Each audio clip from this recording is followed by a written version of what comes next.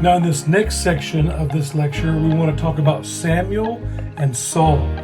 The story that we find in 1 Samuel actually begins during the period of the Judges. In fact, in many ways, Samuel should be understood as the last of the Judges. Now, Samuel, unlike many of the other judges that we talked about, Samuel is actually a very good moral compass. So we see Samuel not just as a judge, but Samuel also should be understood as a priest. Samuel should be understood as a prophet, and most importantly, as a kingmaker. The nation is still in the same turmoil as they were in the book of Judges. They did what was right in their own eyes, as we saw mentioned at the end of Judges, the very last verse. The Israelites also are struggling with the Philistines. They became a dominant force during the time of the Judges. They arrived early, pre-Iron Age. In fact, we find that the Philistines already have the technology of iron, but the Israelites do not have the technology of iron. And so they're having to kind of learn and steal that in some way from the Philistines.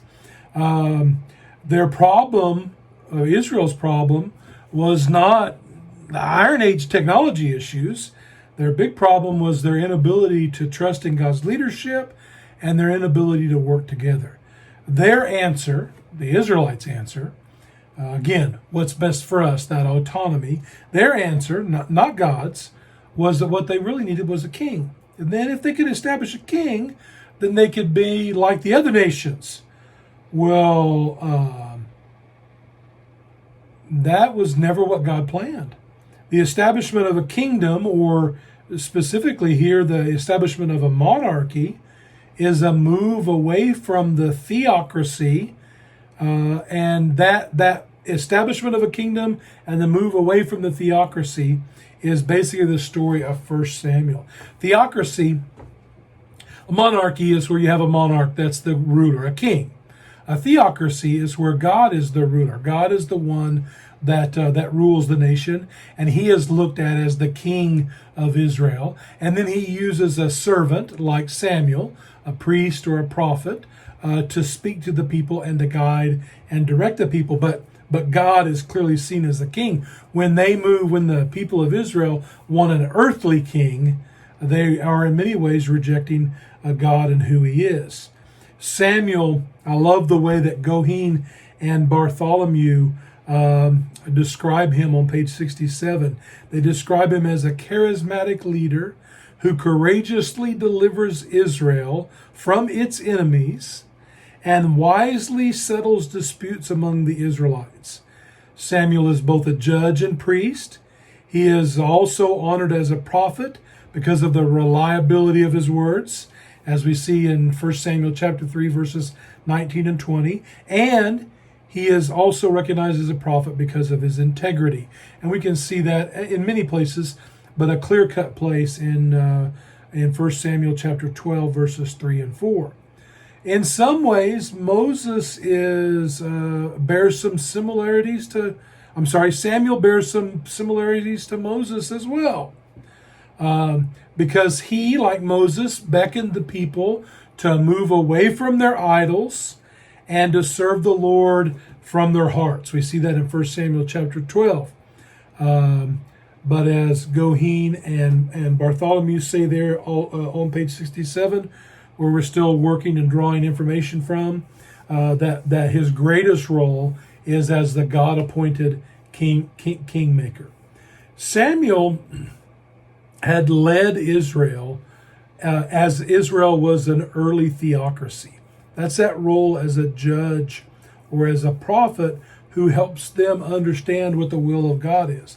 But Israel rejected Samuel and the Lord and asked for a king. The Lord's view on this is to tell Samuel, don't worry about it. It's not you they're rejecting, it's me. And the Lord uses Samuel to try to tell the people what an earthly king will really be like and what it will mean for them. And then the Lord guides Samuel to help them pick a king that's of the Lord's choosing. And that first king that's chosen is Saul.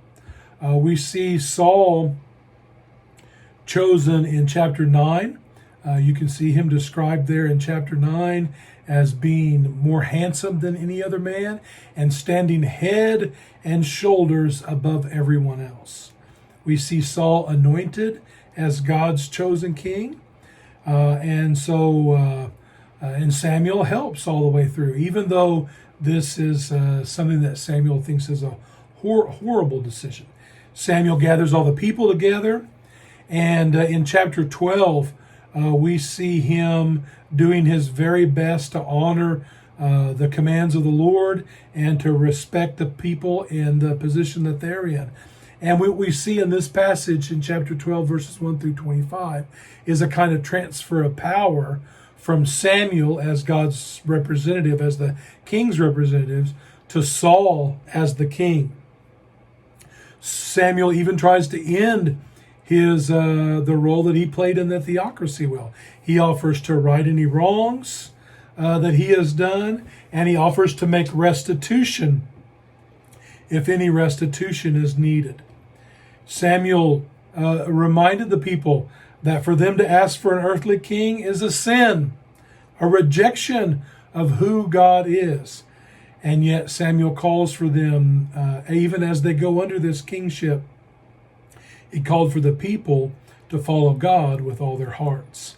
And so the mantle of leadership passes from Samuel to Saul. As we first see Saul as king, we find that he's pretty good. He's pretty good on the battlefield. He's a pretty good warrior. He fought well against the Philistines. Not only against the Philistines, they're kind of that ever-present threat for the Israelites through this time period, but also against Moab. This is back, their enemies back to the east. The Philistines are on the coast to the west of the mainland of Israel.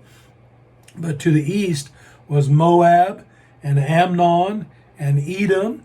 And then to the north and northeast is Syria. And Saul does a good job fighting against them and leading the people. Saul, like I said, looked like a good king. He's handsome and he's tall, but he had heart problems. What I mean by he had heart problems is he can't keep his heart true and faithful to the Lord. He doesn't remain faithful and obedient to the Lord. And we have a number of examples of this throughout the book of 1 Samuel. We see Saul, who's not a priest. He's of the Benjamites. He's of the tribe of Benjamin. He's not a Levite. He's not a priest. But yet when it suits his purposes, he's willing to sacrifice. You can see an example of this in chapter 13 of Acts in verses 18 through 24. Saul was supposed to wait for Samuel to come and make the sacrifice.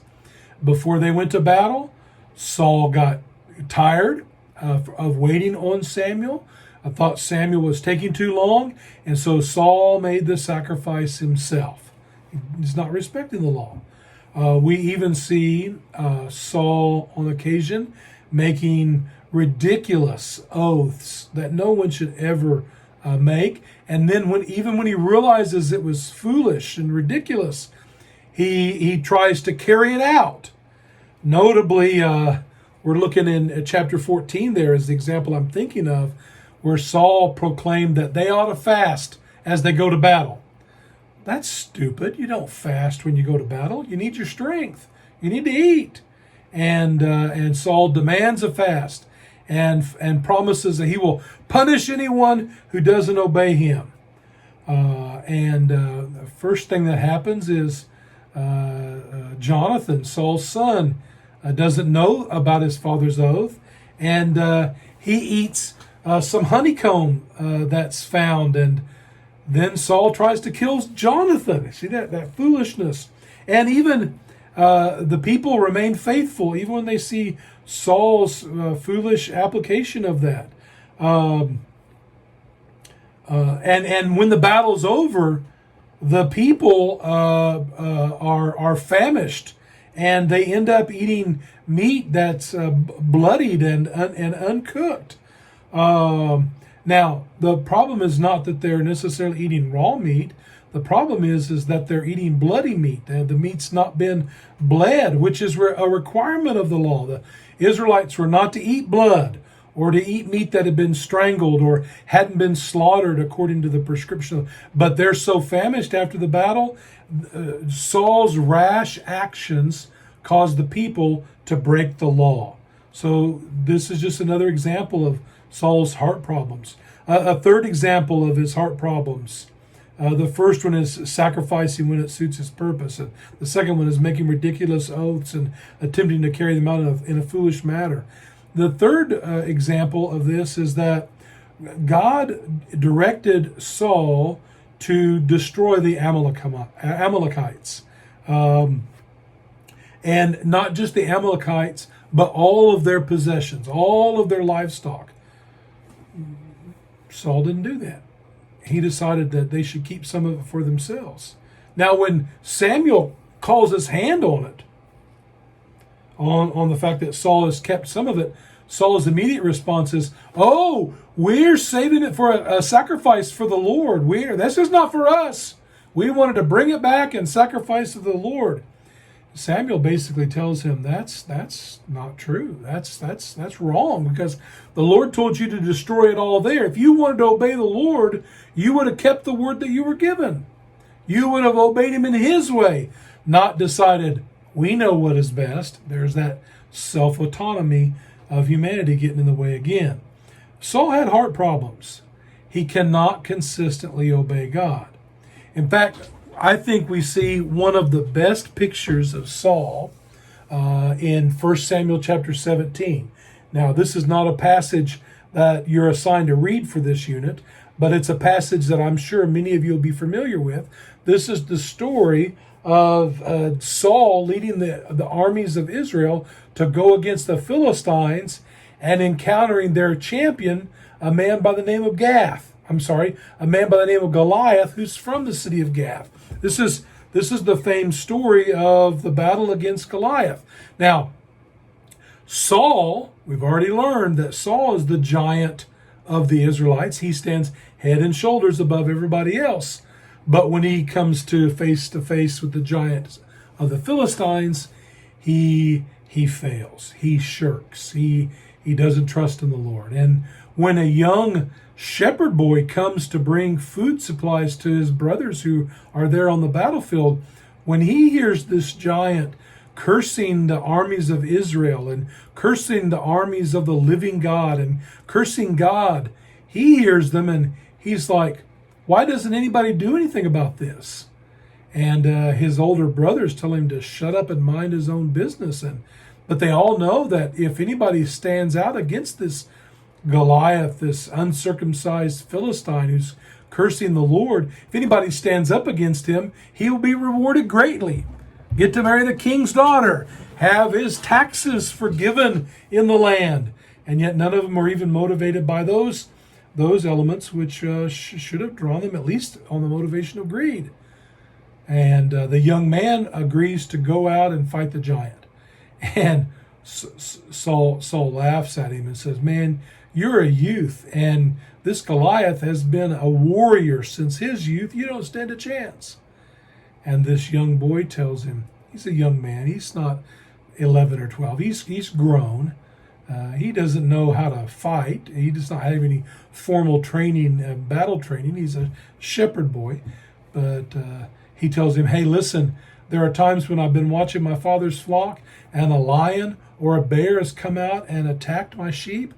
And I love the text, the literal translation of the text. When I saw the lion, I grabbed him by his beard and I struck him, and he died because the Lord was on my side." And then this young boy tells King Saul, the Lord who protected me from the paw of the lion and from the paw of the bear will protect me from the paw of this uncircumcised Philistine. And Saul says, "Go, and the Lord be with you." Now this young boy, you know who it is. It's David.